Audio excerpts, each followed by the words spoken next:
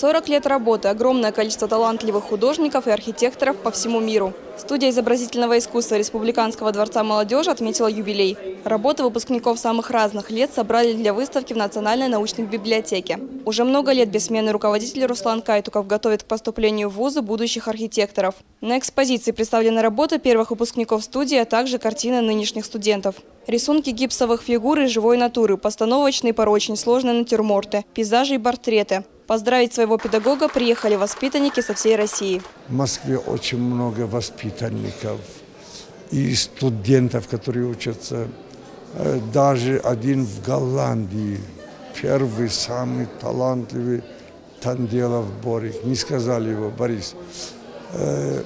Он после армии закончил институт, потом в армию и пришел.